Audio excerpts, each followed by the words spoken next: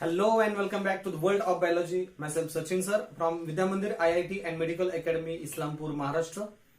We are discussing about the first chapter of our syllabus, the living world.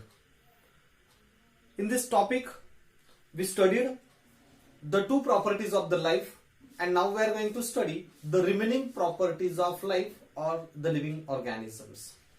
In a previous video, we studied growth and reproduction. And now we will see the third property, that is the metabolism. अगोदरच्या व्हिडिओमध्ये आपण properties of life study करत असताना दोन properties बघितल्या. त्यामध्ये पहिली property growth आणि सेकंड प्रॉपर्टी रिप्रोडक्शन. आता आपण ही तिसरी प्रॉपर्टी बघणार आहोत, मेटाबॉलिझम. मेटाबॉलिझम याला मराठीमध्ये चयापचय असं म्हणतात. चयापचय, मेटाबॉलिझम, चयापचय असं म्हटलं जातं. All the living organisms without any exception shows the metabolism. So metabolism is a defining property. या मेटाबॉलिझमला कोणतंही एक्सेप्शन नाही. सगळ्या लिव्हिंग ऑर्गॅनिझम्स मध्ये, सगळ्या सजीवांमध्ये, अॅनिमल्स, प्लांट्स, मायक्रो ऑर्गॅनिझम्स सर्वांमध्ये आपल्याला मेटाबॉलिझम दिसतो. So the metabolism is a defining property. म्हणून मेटाबॉलिझम हे डिफायनिंग प्रॉपर्टी आहे. It is the defining property. What is metabolism? Metabolism can be defined as sum total of all the biochemical reactions occurring in the body is known as metabolism. Sum total of all biochemical reactions that are taking place in the living body known as metabolism. जेवढे पण living things आहेत, जेवढे पण living organisms आहेत, जेवढे पण animals, plants, microbes आहेत, या सर्वांच्या बॉडीमध्ये, या सर्वांच्या सेल्समध्ये ज्या काही बायोकेमिकल रिॲक्शन्स होतात, जैव रासायनिक अभिक्रिया होतात, आणि या सगळ्या बायोकेमिकल रिॲक्शन्सना मेटाबॉलिझम असं म्हटलं जातं. समजा ही एखादी सेल आहे. या सेलमध्ये बाहेरील बाजूस सेल मेम्ब्रेन असतं, आतमध्ये सायटोप्लाझम आहे, सेंटरला सेलमध्ये न्यूक्लियस असतो, न्यूक्लियसमध्ये हे जेनेटिक मटेरियल आहे in the form of DNA, आणि सेल सायटोप्लाझम मध्ये वेरियस सेल ऑर्गनलीज असतात. Cell organelles, all these organelles they perform various functions. ह्या ऑर्गनलीज वेगवेगळे फंक्शन्स परफॉर्म करतात. यामध्ये मायटोकॉन्ड्रिया असतील, प्लांट सेल असेल तर त्यामध्ये क्लोरोप्लास्ट्स असतात, लायझोझोम्स आहेत, व्हॅक्युअल्स असतात, एंडोप्लाझमिक रेटिक्युलम असतं, गॉल्गी बॉडीज असतात, रायबोझोम्स आहेत. अशा अनेक सेल ऑर्गनलीज आपल्याला या सेल्स मध्ये दिसतात. And all these organelles within the cell perform different functions. वेगवेगळ्या सेल ऑर्गनलीज वेगवेगळे फंक्शन्स परफॉर्म करतात. तुम्ही स्टडी केलाय 9th स्टँडर्ड मध्ये, 10th स्टँडर्ड मध्ये. Mitochondria are said to be power house of cell. मायटोकॉन्ड्रियाला पॉवर हाऊस ऑफ सेल म्हटलं जातं, जे रिस्पिरेशन करतात, aerobic respiration. Chloroplast in plants perform photosynthesis. Chloroplast photosynthesis करतात. गॉल्गी बॉडीचं मेन फंक्शन असतं secretion of substances, secretion. Lysosomes are suicide bags, they kill the germs, ते germs kill करतात. Vacuoles store the water, cell sap, provide water to the cell, give rigidity to the sale. हे व्हॅक्युअल्सचे functions आहेत. Other organelles आपण जर घेतल्या तर या सगळ्या ऑर्गनलीजचे वेगवेगळे फंक्शन्स आहेत. आणि हे सगळे फंक्शन्स कशामुळे परफॉर्म होतात? Because of biochemical reactions. Because of biochemical reactions. The cells and cell organelles perform the various type of functions because of biochemical reactions. Cells मध्ये ज्या ऑर्गनलीज आहेत आणि इटसेल्फ द सेल्स, स्वतः त्या सेल्स जे पण काही फंक्शन्स परफॉर्म करतात, हे सगळे फंक्शन्स बायोकेमिकल रिॲक्शन्स मुळे होतात. म्हणजे जैव रासायनिक अभिक्रियांमुळे होतात.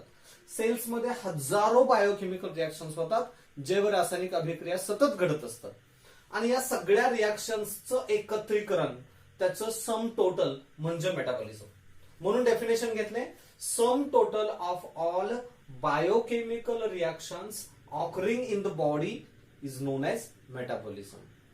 Metabolism include two types of reactions. आता या मेटाबॉलिझम मध्ये दोन टाइपच्या रिएक्शन्स आहेत. एक म्हणजे anabolism or anabolic reactions, and second catabolism or catabolic reactions. There are the two types of reactions in metabolism. दोन टाइपच्या रिएक्शन्स आहेत मेटाबॉलिझम मध्ये. कोणत्या? anabolism, catabolism. Anabolic reactions are synthetic reactions. यामध्ये बायोसिंथेसिस होतं.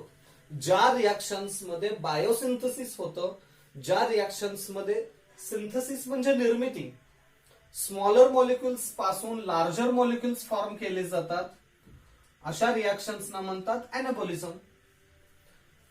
अॅनाबॉलिझम ANA आणा, मराठीमध्ये आपण आणा म्हणतो. आणा, सर्व बाजूने आणा, गोळा करा. आणि आपण जर छोटे छोटे घटक एकत्र आणून ठेवले तर काय होणार आहे? मोठा ढीग तयार होईल. समजतंय? मुंग्या छोटी छोटी साखरेचे कण आणतात, गोळा करून ठेवतात. सर्व ठिकाणाहून आणा आणि गोळा करून ठेवा.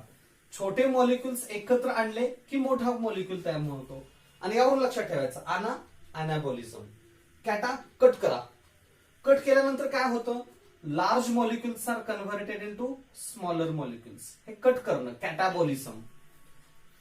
अॅनाबॉलिझम ब्रह्मदेव, कॅटाबॉलिझम विष्णू किंवा महादेव. ब्रह्मदेव निर्मिती करतो. या विश्वाची निर्मिती ब्रह्मदेवाने केलेली आहे असं म्हटलं जातं.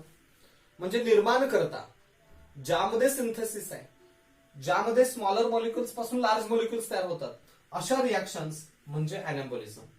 आणि जेव्हा कॅटाबॉलिझम होतं तेव्हा डिस्ट्रक्शन होतं, विध्वंस होतो, नाश होतो. Large molecules are converted into smaller molecules, that is the catabolism. Mahadev किंवा शंकर हा विध्वंस करतो, नाश करतो, विनाश करतो.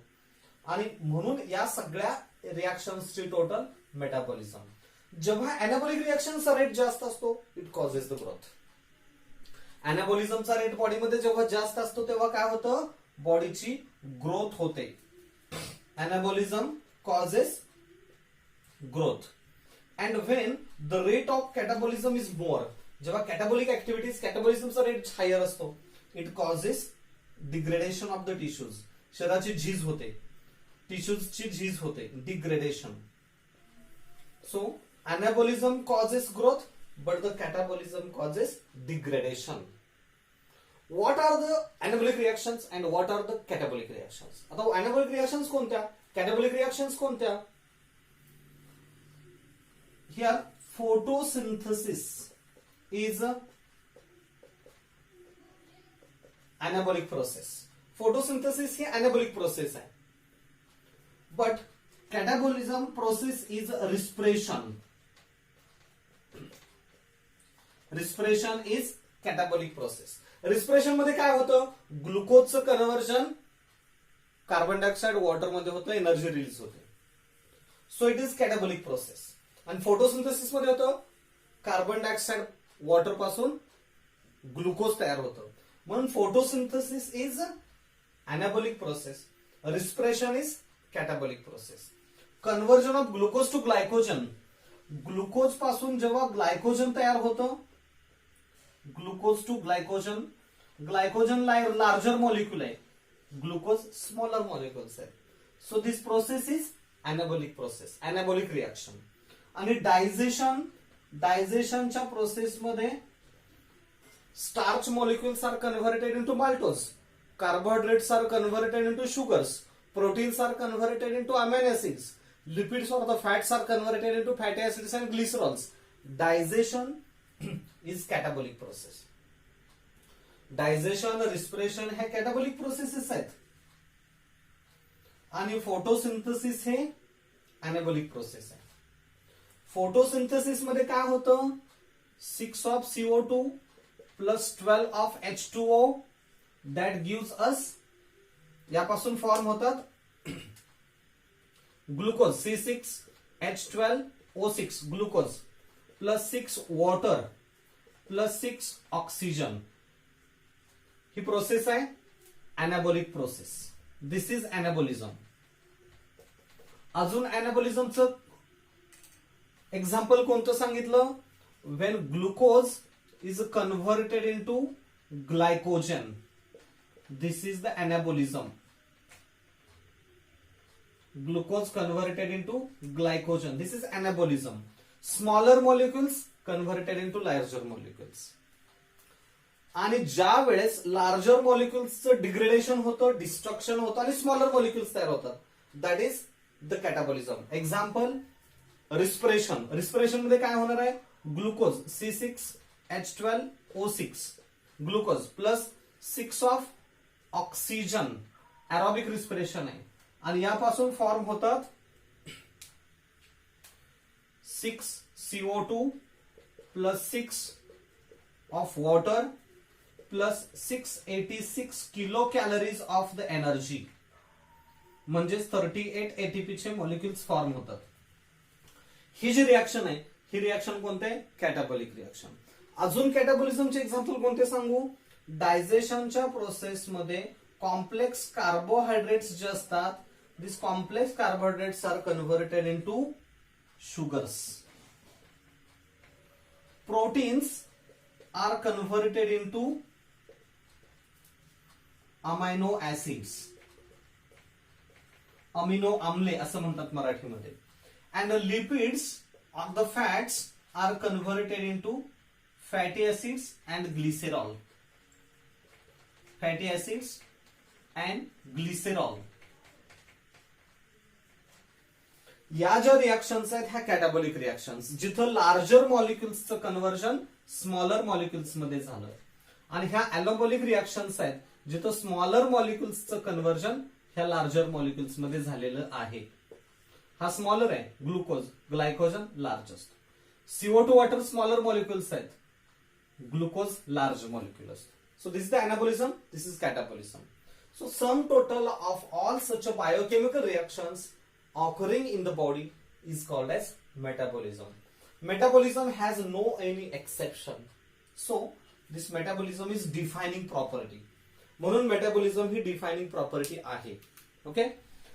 Metabolic reactions can be demonstrated outside the body in a cell-free environment. But these reactions are neither living nor non-living.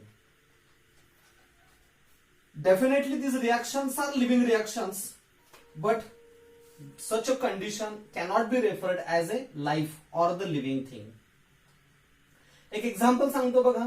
समजा जर आपण एखादी टेस्ट ट्यूब घेतली, आणि या टेस्ट ट्यूब मध्ये आयसोलेटेड क्लोरोप्लास्ट घेतले, वॉटरमध्ये वॉटर घेतलेलं आहे टेस्ट ट्यूब मध्ये, आणि त्याच्यामध्ये क्लोरोप्लास्ट घेतलेत, क्लोरोप्लास्ट फ्रॉम द लिव्स. आपण काही पानं घेतली, फॉर एक्झाम्पल स्पिनॅच लिव्स, पालक जी भाजी असते की नाही, पालकाची भाजी, त्यांना आपण स्पिनॅच म्हणतो. स्पिनॅच लिव्स याचा जर एक्स्ट्रॅक्ट काहीसा घेतला, अर्क घेतला, तर त्यामध्ये क्लोरोप्लास्ट सेपरेट होतात, क्लोरोप्लास्ट. किंवा त्याचबरोबर समजा जर आपण दुसरी टेस्ट ट्यूब घेतली आणि यामध्ये सोल्युशन ऍज अ वॉटर घेतलं, सॉल्व्हंट वॉटर घेतलं, आणि त्याच्यामध्ये मायटोकॉन्ड्रिया घेतले. आपण जर ओरल म्युकोसा घेतला, आता अलीकडे बघा कोरोनाची टेस्ट घेण्यासाठी थ्रोटचे स्वॅब घेतात, खरडून काढतात थ्रोट मधून, आणि तिथं म्युकस बाहेर घेतला जातो, थोडक्यात लाळ घेतली जाते बाहेर. तसं आपण जर ओरल म्युकोजल सेल्स ज्या फ्री होऊ शकतात सरळ, आपण जर ओठाच्या आतमध्ये, गालाच्या आतमध्ये जर हलकस असं स्क्रॅप केलं, खरडून जर काही स्वॅब काढले, तर त्याच्यामधून आपल्याला ओरल म्युकोजाचे मायटोकॉन्ड्रिया बाहेर घेता येतात. ओरल म्युकोजा, आणि त्यामध्ये मायटोकॉन्ड्रिया असतात त्या सेल्समध्ये, मायटोकॉन्ड्रिया. जेव्हा हे सेल फ्री एन्व्हायरमेंट मध्ये मायटोकॉन्ड्रिया घेतले किंवा इथं क्लोरोप्लास्ट घेतले, तर या क्लोरोप्लास्ट मधून ऑक्सिजन बाहेर येताना दिसतो किंवा बाहेर पडतो. It can be detected by biochemical reactions. Biochemical रिएक्शनने ते ओळखता येतं ऑक्सिजन बाहेर पडलेला. तसंच जर या मायटोकॉन्ड्रिया इथं असतील, तर त्या मायटोकॉन्ड्रिया ते एरोबिक रिस्पिरेशन करतात, and they can shows the reaction with the stain जानस ग्रीन बी, इथं मायटोकॉन्ड्रियल फंक्शन असते एरोबिक रिस्पिरेशन, ऑक्सिश्वसन, एरोबिक रिस्पिरेशन, आणि ते जानस ग्रीन बी या स्टेनला बायोलॉजिकल टाय म्हणतात त्याला रिॲक्शन दाखवतात. हे मायटोकॉन्ड्रिया ह्या स्टेनला रिॲक्शन दाखवतात. याचा अर्थ बॉडीच्या बाहेर सुद्धा, सेल्सच्या बाहेर सुद्धा बायोकेमिकल रिॲक्शन्स डेमॉन्स्ट्रेट करता येतात, दाखवता येतात. म्हणून मी म्हटलं biochemical reactions can be demonstrated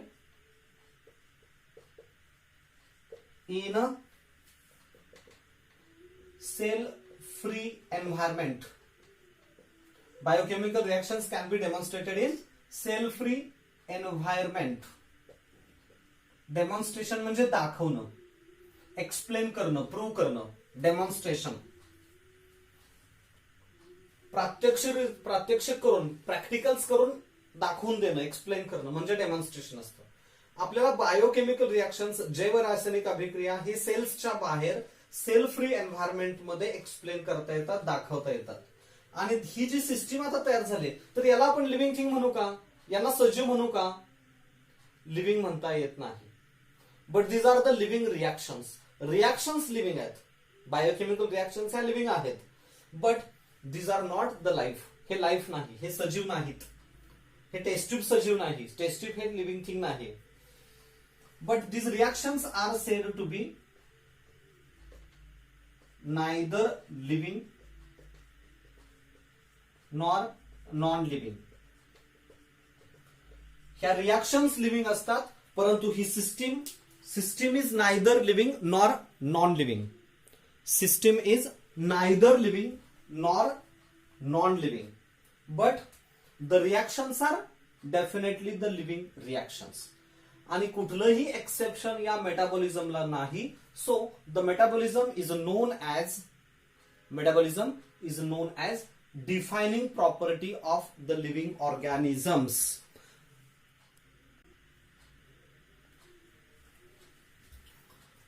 Now we are going to study the next property of the living organisms, that is consciousness. We studied the growth, reproduction and the third metabolism. Metabolism नंतरची पुढची property आहे consciousness. जेव्हा आपण सुरुवातीला 10 properties living ऑर्गॅनिझमच्या study केल्या होत्या, त्यामध्ये पहिली ग्रोथ घेतलं, त्यानंतर रिप्रोडक्शन घेतलं आणि त्याच्यानंतर 2 प्रॉपर्टीज आपण लिहिल्या होत्या, त्या म्हणजे ॲबिलिटी टू सेन्स एन्व्हायरमेंट, आणि पुढची प्रॉपर्टी आपण लिहिली होती ती म्हणजे माउंट ए सुटेबल रिस्पॉन्स.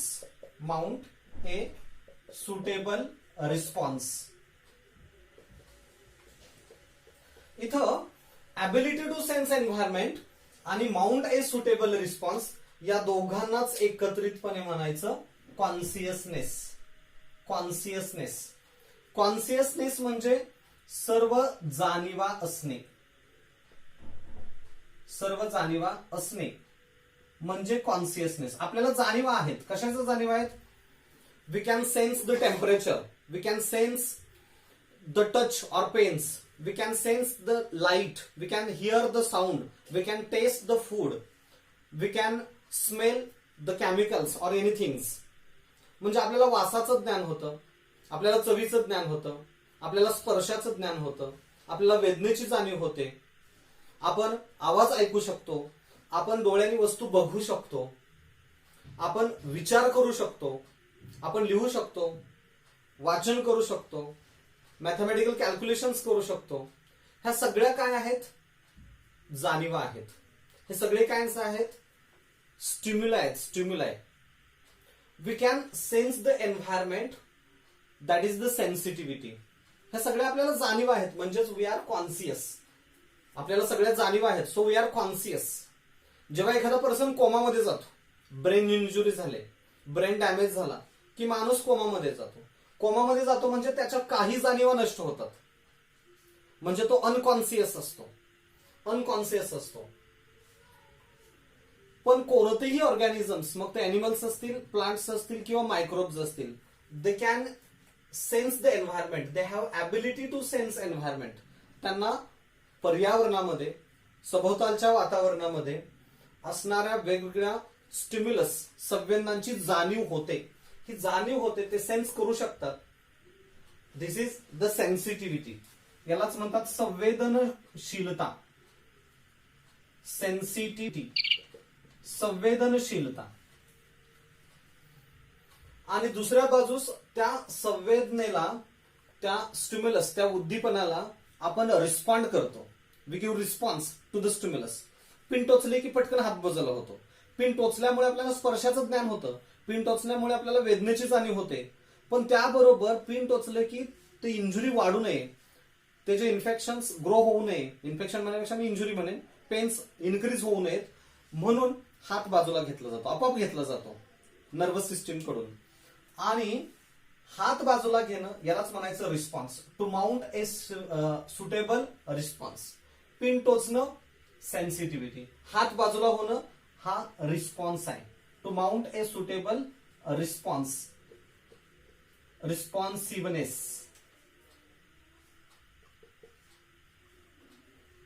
त्यामुळे sensitivity and responsiveness togetherly known as consciousness. And this consciousness also do not has any exception. याला सुद्धा कुठलंही एक्सेप्शन नाही. So consciousness it is also the defining property. It is also defining property of living organisms. There are three defining properties: consciousness, metabolism and the cellular organization. Cellular organization. या तीन properties आहेत defining properties. Metabolism, consciousness and cellular organization are defining properties. But growth and reproduction are not defining properties. आणि बाकी सगळ्या ह्याच्या properties आहेत त्या unique properties आहेत, unique characteristics of living organisms. All the living things they can sense the environment, they have ability to sense environment, it is the sensitivity, and they can mount the suitable response. ते respond करतात, याला म्हणायचं responsiveness. Okay. Plants shows low grade of sensitivity and responsiveness. वनस्पतींमध्ये, प्लांट्समध्ये sensitivity असते, responsiveness असतं, पण कमी असतं, लो ग्रेड. आणि plants shows low grade of consciousness because there is a no nervous system. Plants मध्ये नर्वस सिस्टीम नाही, चेतासंस्था नाही. And as nervous system is absent, nervous system जर नसेल तर या प्लांट्स मध्ये सेन्सिटिव्हिटी आणि रिस्पॉन्सिव्हनेस कमी असतो. Plants can response to the source of water, soil, gravitational force. Generally बघा, प्लांट्सचे रूट्स कुठे ग्रो होतात? Roots of the plants grow towards the soil. Roots of the plants grow towards the soil. आणि सॉइलकडे attract होतात ना roots, म्हणून हे रूट्स जे आहेत ते जिओट्रॉपिक आहेत. Geotropic. Roots grow towards water, पाण्याकडे वाढतात. So they are hydrotropic. Hydrotropic आहेत roots. Roots grow towards gravitational force. झाडांची मुळं जमिनीतून बाहेर वरती येतात का? नाहीत, ते जमिनीकडे वाढतात. So they R ग्रॅव्हिट्रॉपिक. ग्रॅव्हिट्रॉपिक म्हणजे इथे ही सेन्सिटिव्हिटी आहेच ना. Roots are sensitive to soil, sensitive to water, sensitive to gravitational force. And shoot system grow towards sunlight. Sunlight कडे shoot system grow होते. Stem, leaves हे इकडे ग्रो होतात. सो आणि म्हणून इथं shoot system is phototropic. Shoot system is phototropic. Plants मध्ये sensitivity आहे, काही प्रमाणात रिस्पॉन्सिव्हनेस सुद्धा असतं. फुलं, बऱ्याच प्लांट्स मध्ये फ्लावर जेव्हा ओपन होतात, फुलं जेव्हा उमलतात तेव्हा ते दिवसभर फुलं उमललेले असतात, दिवसा सकाळी फुलं उमलतात बऱ्याचशा प्लांट्स मध्ये. Means the flowers, opening of flower is sensitive to sunlight. सूर्यप्रकाशाच्या सानिध्यात सूर्यप्रकाशामुळे ते ओपन होतात, उमलतात आणि रात्री ते मिटतात. ब्रह्मकमळ घेतलं, रात्री उमलतं, म्हणजे that is negatively sensitive to light. Earthworms, गांडूळ वगैरे जे असतात, nocturnal animals, they run away from direct sunlight. सूर्यप्रकाशापासून बाजूला जातात ते. कॉक्रोचेस असतील किंवा अर्थवर्म्स असतील, they run away from sunlight, म्हणजे लाईटला सेन्सिटिव्ह आहेत. प्लांट्स मध्ये सेन्सिटिव्हिटी असते, रिस्पॉन्सिव्हनेस असतं, पण कमी असतं. मायमोसा प्लांट घेतला आपण, लाजळूची वनस्पती, टच केलं की पानं